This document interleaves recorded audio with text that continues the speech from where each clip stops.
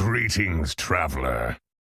Got ourselves a beater Babbit game. Watched some Matsuri earlier today. Crazy games.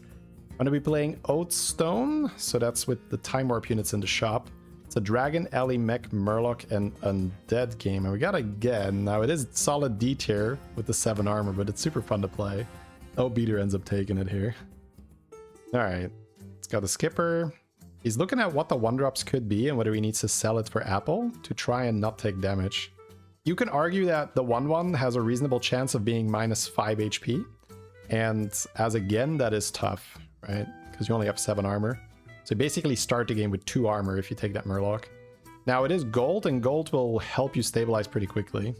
Especially if there's like a banana in the shop, I kind of don't mind just selling. Oh, you got coin. Nice. So you can sell it now, hopefully get a good thing. That still loses to hatchling, but that's fine. It is indeed a hatchling, so... So we will start with a 2 armor, but you're up a coin, so that's a big advantage. It can be useful turn 3, turn 4. Ugh. He's looking at the 2 mechs. It is tough going 3 on 3. You can maybe just wave and see, hey, does the other guy want to go 3 on 3? You do have 2 hero powers about to pop out to help you stabilize. Rock, paper, scissors, hatchling. Yeah, that's what it looks like. I think I like the 3 on 3 and then use the hero powers next turn to stabilize. Maybe Beater likes the pointy arrow a bit more. He's thinking about freezing it for coin next turn so he can level. No. Fair. We'll end up going with the 4-2 and the 3-4. So not an exciting shop, but wants to try and not take damage here, keep his 2 armor. And looks like it will work. Yeah. 6.4 to lose. What does that look like? You hit the shields with your guys, right? Yeah. You basically have to throw 2 health away by hitting the shields there. And he needs to value trade the 1/1s with his other guys. Ugh. Ini? I guess maybe... Ugh. I just hate getting Gale Wing on turn 4 because you're supposed to already have gotten your flight path. I don't think it's ever mutinous because it doesn't really give value, so I think I'll probably take Ini here myself because you got the skeleton too. And mechs are honestly not so bad this season. Ooh, Stormpike probably. Stormpike's usually good. Double time on 2 health seems risky and bad and wrong. Is looking at the double buy? I don't think so, right? Nope. Skip ahead. Oh, wow. Wow. That is so educational for me.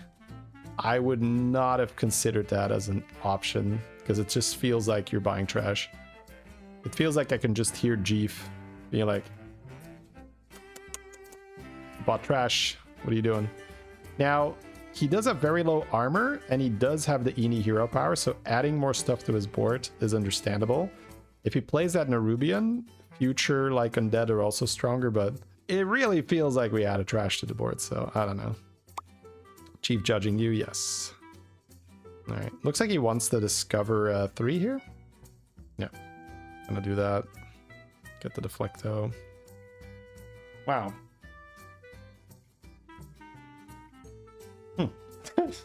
Just looking at it.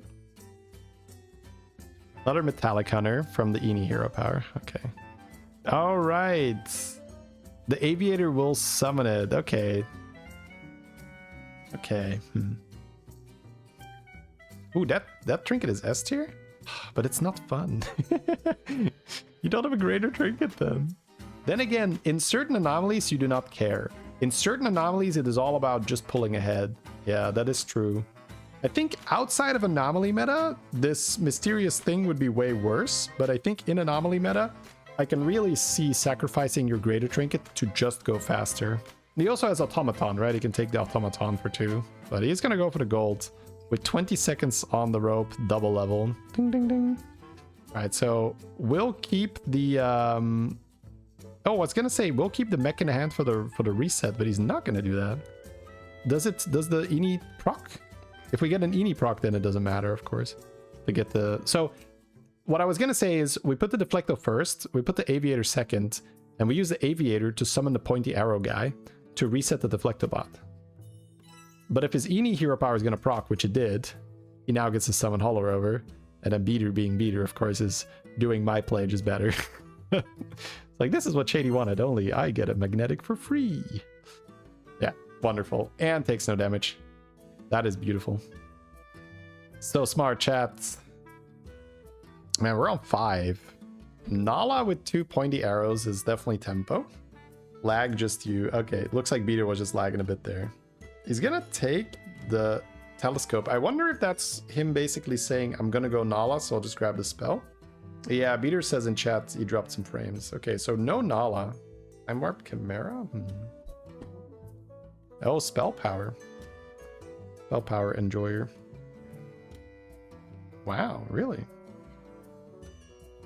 Man, Beater is definitely changing how I'm thinking about certain things. That felt like we were buying trash. But I guess he's really calculating it, he's running the numbers, and he's saying if I roll, I'm not going to do better. On average. Oh, it's hero power procs. Of course. See. So my instinct there is I leveled to 5. There's no way I can just buy module. But that is too blanket of an approach. It's not tailored to the situation that Beater's in, right? So very specifically, he's on tier 5, but he also has a Holo Rover. He's about to get his Vandar hero power unlocked and says, you know what, if I just use this shop and I use the spell power and I just get more pointy arrows and I put that on my guy and just keep getting a bigger Holo Rover, it's actually fine. I don't need to buy a 5-drop here. Whereas my instinct there would be, I didn't go to 5 to buy 3 drops. I need to do something. And now he can just go to 6. Wow. That's beautiful. But again, that's why we watch these reviews, right? Want to see, because once I see it, I'm like, okay, I understand it. Well, most of the time. Sometimes it's like, I still don't get it. But most of the time, I understand it. More spell power for fun. Yeah, I like that. All in for Electron. So he's playing in the Time Warp Anomaly. So he will be able to buy Time Warp units from the shop on turn 10. So he can technically on turn 10 roll Electron. But he cannot get it from the Lesser Trinket, no. Alright, just putting some resets down for this Deflectabot too. I like also the playing down a unit here. It's pretty clean with the Vandar hero power. Because if you have a full board and your Holo Rover is taunted, they might go first and bump the shield off your Rover and then you don't copy your shield. So this is nice. Alright. Oh man, this is clean. It's so like satisfying.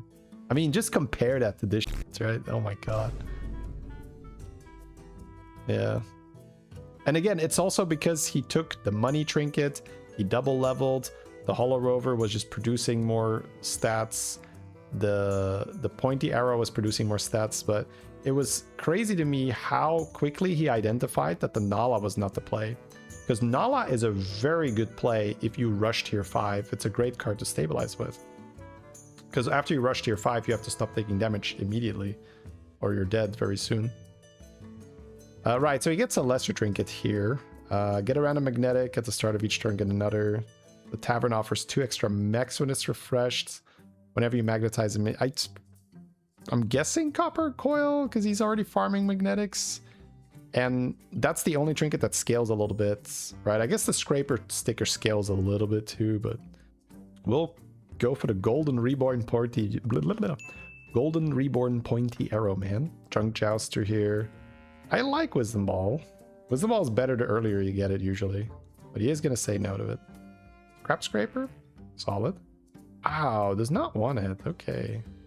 Damn.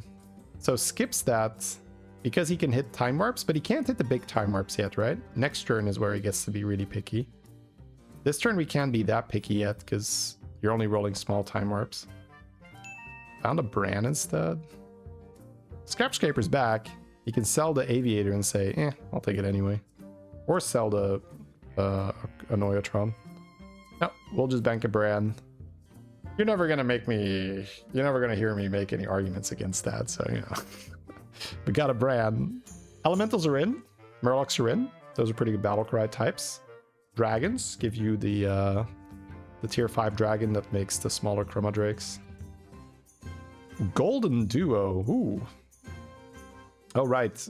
The Toki used Goldenizer. Okay. I was like, damn, that's an early Golden Duo. 98% lethal. Oh, no. Classic. Golden your value card and then die. Punk. Look at all these things I copied. Dead. Another brand. Belinda Chef. The Chef is free if you get Belinda, but you still pay 2 gold for the Belinda. With time warps in the shop, I would want to be very picky, very selective. Trumpeteer. Yeah, you could just roll a chameleon, right? It's just like so silly. I didn't take Wisdom Ball earlier. I mean, what would I want here? Ah. That is true. Just getting Electron. That I guess. How did I not see that? Wait, how does Electron work with Jouster? It's your whole board. All your mechs count as being magnetized, right? So you just take the spell? Because the Electron is not end of turn, right? Yeah. He takes a spell generation. That's logical. You really want to get one more. Ooh, that's 2 more spells. Yeah, the Fugitive with the brand. You have to sell 2 magnetics, but you get a bunch of magnetics in return. Oh, he sells the brand. If you sell the brand, it's not as good anymore. Really? I feel like just selling a random magnetic is better because... Okay, he's gonna go for the saloon, sure. Proc. So what you're witnessing right now is Electron triggers because 2 spells have been cast, which puts a magnetic on each minion on your board. But every time a minion gets magnetized, the Jouster adds another, I think, 7/7 to your board, or 8/8. So now he casts 2 spells. It's basically just... And you see that he puts the copy on the pointy arrow guy. Because pointy arrows are spells, and he scales with spells. So it's hilarious that that's his best minion to copy now. It's also, again, something I wouldn't recognize in the moment, because when is the last time you chameleoned a pointy arrow guy, chat? That doesn't really happen, right? That's not a thing you do. But Beater is actually going hard with pointy arrow. That is hilarious. He also generated another Jouster from the Eni hero power. Holy. 5/5 no? Is it 5/5 the Jouster? It could be, yeah. Maybe I'm not. I don't know. I know it's a lot because the Electron just goes hard. Wisdom Ball now to copy Electron. Let's go. Does Time Warp Mech also boost Copper Coil? Yeah, the Trinket is getting boosted here. That is insane too. Wow. So every time you magnetize, it gets +2/1 extra, right? So it's just scaling like crazy. There's no... Do we throw a chameleon here? I mean, I guess. I don't know. Don't you just throw the Holo Rover then? I guess he has enough spells being generated. Oh, baby. So Golden Junk Jouster gives him enough board space to run double Electron. Oh my god. You toss Marquee. I think what Beater is afraid of is that he is going to be so strong, pointy arrow guy is not going to die anymore. Which I think is pretty fair. So he's selling for the other Jouster in 1 turn. Yeah. I think Beater, that is Beater's logic here. He's like, I am such a unit that my pointy arrow guy is not dying. So whether I copy it or not doesn't matter. But look at this. Pew, pew, pew, pew, pew, pew, pew, pew, pew, pew, pew, pew, pew, pew, pew. Just magnetics all over the place. The Electrons popping off. The Junk Jousters playing off the Electrons. The Copper Coil playing off the Electrons. This is an unreasonable amount of buffs on turn 11. Holy, he's not done yet, Chad. He's not done yet. Look at that. It keeps going. It keeps going. Again, beautiful looking into the future from Beater, where he says, pointy arrow guy will not die. Keeping Chameleon does not matter. Goodbye, Chameleon. Now we wait for 10 minutes. Yep. Holy scaling. Jesus, bro. Oh my god. It keeps going. Yeah, you see the point. You see the lightning symbol trigger here, by the way. It's triggering, it's pulsing the whole time. So you can see every time one of these electron magnetics happens, it's still going. The coil is overheating. It's gonna blow. Bro, he's over 1,000 already on everything. Holy. It's still going. Jesus. Okay. Oh, spells. Nice. Like, look at the difference, bro. The Omo is like, maybe I don't take 15. Bam, dead. Yeah. That's hilarious. Well, maybe I don't take 15. I've got a Deflectobot. Deflectobot can do it. Alright. So yeah, safe to say pointy arrow guy doesn't die anymore. So I guess you just cast Saloon and buy spells, right? Deflectobot in a dream, yeah. Not happening. Lobby is like, I'm in danger. Yeah, that's exactly what's going on. Yeah, just buy spell. Wow, Ingenious Inventor is not bad, but I don't think you care. Don't mind me buying every spell I see. Oh yeah, he's gonna lag. Jesus. He's got 24 seconds. No! Quickly, Beater. Grab all the spells. Grab all the spells. Click the things. Buy him. Drag him. He's not gonna take the damage. He's like, I'm not gonna be able to cast that anyway. Holy, yeah, his turn is over. The game is like, bruh, you don't get to actually play. You've played enough. Don't you think your board is big enough, sir? Are you trying to scale more? You should be ashamed of yourself. Are you actually trying to play your turn? My man, do I have news for you? So next shop is just gonna be even worse, right? Like we have no time. Honestly, fair. Oh. I feel the game was used to point out something to us. Man, I just need Leroy to hit this pointy arrow guy. Twice. The reborn is not big, right? The reborn can die. Come on, chat. We need a Leroy to go into this pointy arrow guy. So I finally get some value. Enough, sir. Enough. Oh my god. Ballers? Oh, okay. That's ballers, right? It's got Belinda too. It's not ballers. The Titus is small. It's not ballers. It's just Belinda with the shop buff. Yeah. Okay. How much time do we have? It was a fast combat. Need to buy everything first? Yeah. How much time do we have? 70 seconds. Oh, okay, okay. Okay. You see me rolling to buy spells. Yep. Roll spell, buy spell. Roll spell, buy spell. Immortal is good, but it's also a headache. I love if he just skips the Immortal and says, it's not worth the headache. Do I really need to double my stats? I don't. Yeah, I like that. That's a power move there. Do I have to double my stats? I don't think so.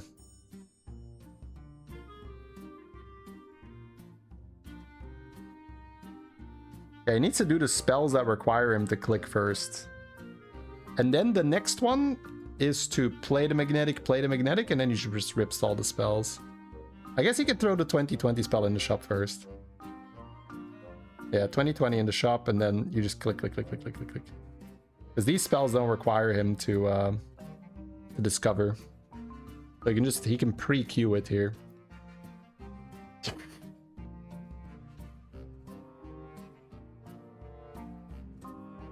Jesus. And this is turn 13, right? Like, this is still a relatively fast game. Imagine what this board would look like if people were actually able to kill the pointy arrow thing, or if it just went another 2 turns. I wish we would know how much is on the small copper coil. The copper coil buffed 3k on 1 unit. 2.7 there. 3k there, yeah. It's the copper coil doing all the buffing. Because it's a scaling, right? The scaling gets better. Oh, 300? Was it a 300? I think it was. This is the inverse APM build. Just sit here and watch the pretty lights. The Snake Eyes is like, okay, buddy, okay. I have the mighty Mithrax. Sit down, Mithrax. Okay. All right, GG. Calm down, I'm a doctor. Hey, P-Shack. Thank you very much for the 6 months. Welcome back. Woo! Let's go. What a beater game.